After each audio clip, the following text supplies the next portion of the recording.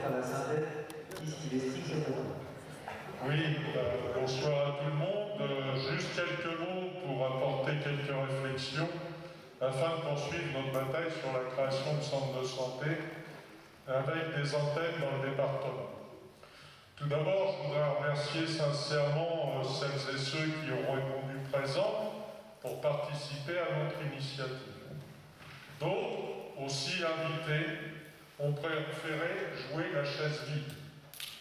J'ose espérer que c'est plus parce que c'était la CGT qui organisait les choses, plutôt que leur désintérêt pour les questions de santé. Nous avions souhaité avoir un débat ouvert et pluraliste sur un sujet important, celui de l'accès aux soins pour tous. Je pense, sans vantardise, que nous avons réussi l'essai. Chacune et chacun a pu s'exprimer, donner son avis, c'est ce que nous voulions. Pour employer un langage médical, je pense que ce soir, nous avons tous constaté, concernant l'accès aux soins, les mêmes symptômes, et notamment celui des difficultés de plus en plus importantes de trouver un médecin, qu'il soit généraliste ou spécialiste.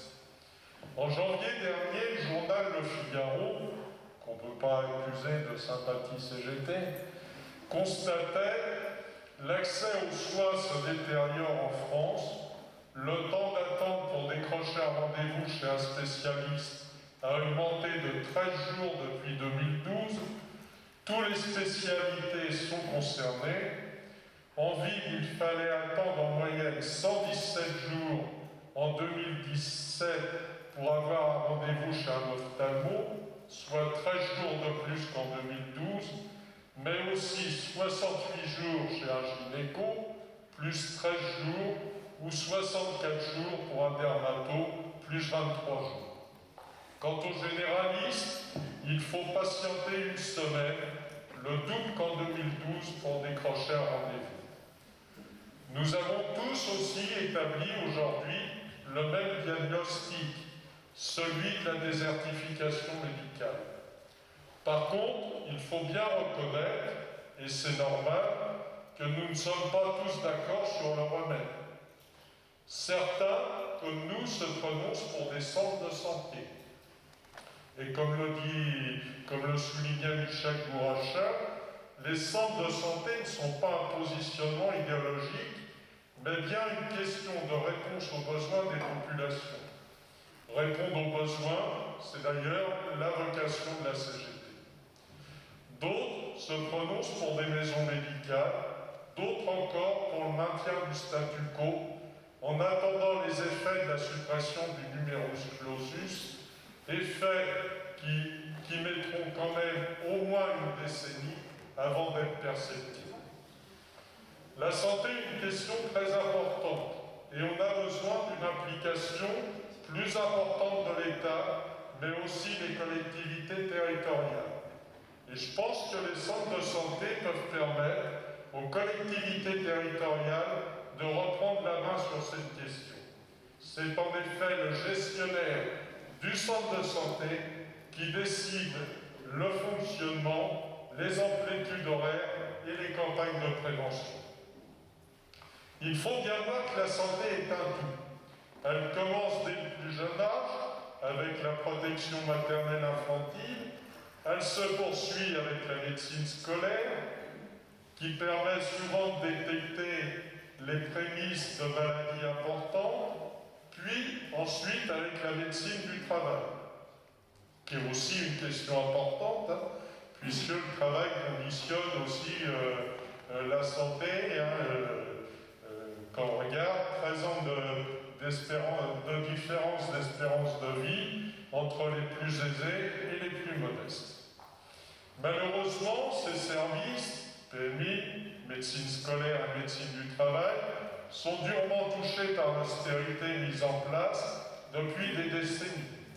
Par exemple, il ne reste plus que 5000 médecins du travail en France et les prévisions, c'est encore une baisse de 7% d'ici 2030. Cette médecine de prévention est pourtant un maillon très important système de santé.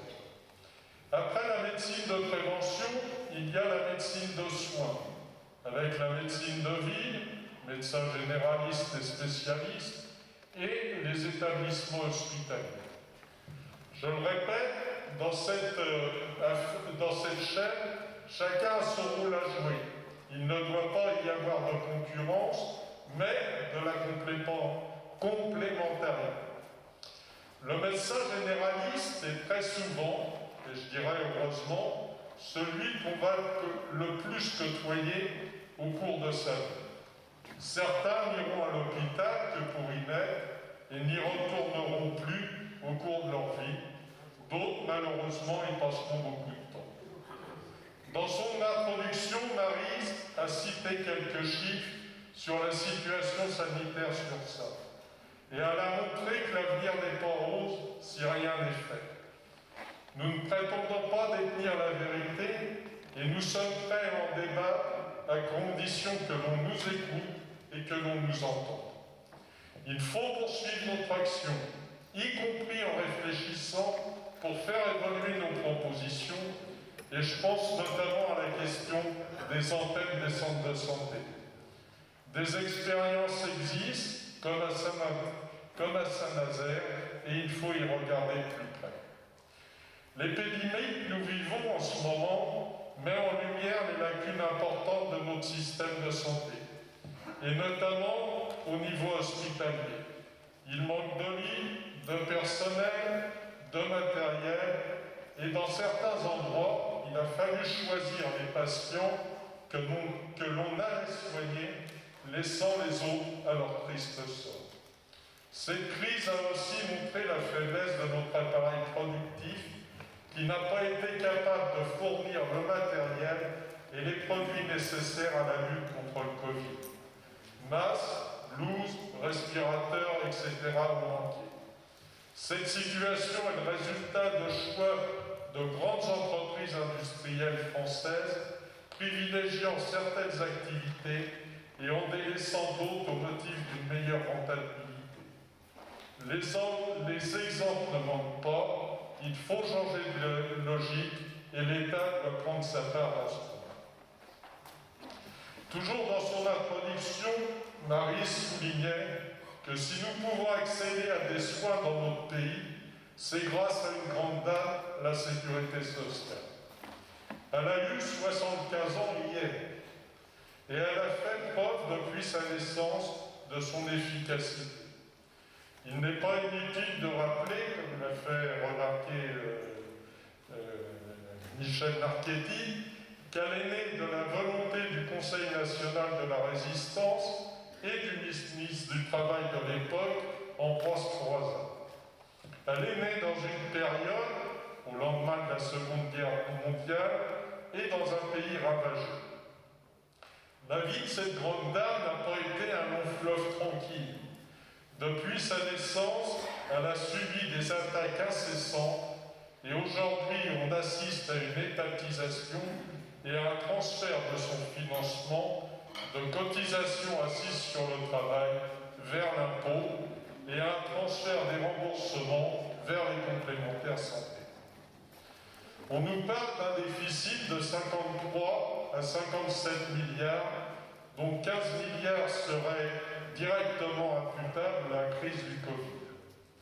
Dans le projet de loi de financement de la sécurité sociale pour 2021, 4 milliards d'économies vont être imposées à l'hôpital public. Il y a besoin d'agir pour gagner un financement de la Sécu répondant aux besoins de santé de notre pays. La Sécu n'est pas malade de trop de dépenses, mais avant tout d'un manque de recettes. Chaque année, c'est près de 30 milliards d'exonérations de cotisations sociales qui sont accordées au patronat. Aujourd'hui, les cotisations sociales ne couvrent plus que 54% des recettes de la Sécu. Nous allons travailler dans les semaines qui viennent à des initiatives sur la reconquête de la sécurité sociale. Un sondage réalisé pour les Échos et Harmonie Mutuelle, publié le 19 novembre 2019, montre que 59% des Français ont déjà renoncé à des soins et 29% invoquent le manque d'argent. Chez les jeunes de 25 à 34 ans, c'est 37% qui invoquent ce manque d'argent. Face aux fins de mois compliquées, certains soins médicaux apparaissent bien superflus. Les soins dentaires sont sacrifiés en premier, suivis par les lunettes ou encore les consultations cardiologiques. Nous sommes donc bien confrontés à un double problème d'accès aux soins. D'un côté, le manque de médecins, de l'autre, le manque de moyens financiers, d'autant plus qu'aujourd'hui, plus de 3 millions de Français n'ont pas de complémentaire santé, ce qui pose un problème supplémentaire. Il faut rapidement augmenter les salaires et les pensions pour permettre à chacun et à chacune de vivre dignement, et c'est l'objectif de la pétition lancée par l'UCR CGT pour l'augmentation des pensions 100 € tout de suite. Alors, comme le disent si bien nos dirigeants, il n'y a pas d'argent magique, mais on trouve quand même 100 milliards d'euros pour financer un plan de relance dont la majeure partie ira dans les caisses du patronat, sans aucune exigence en matière d'emploi, d'amélioration des conditions de travail, d'investissement, etc. Et pour la santé, pour les salaires et les pensions, il n'y a pas un. Nous allons donc poursuivre nos actions sur toutes ces questions et nous n'allons pas lâcher sur la création de centres de santé sur Saintes, Rochefort, Royan, Saint-Jean-d'Angély, etc. Il faudra bien qu'un jour, très rapidement, nous soyons entendus par ceux qui, dans notre région, nos départements, nos communes, ont le pouvoir de faire évoluer les choses.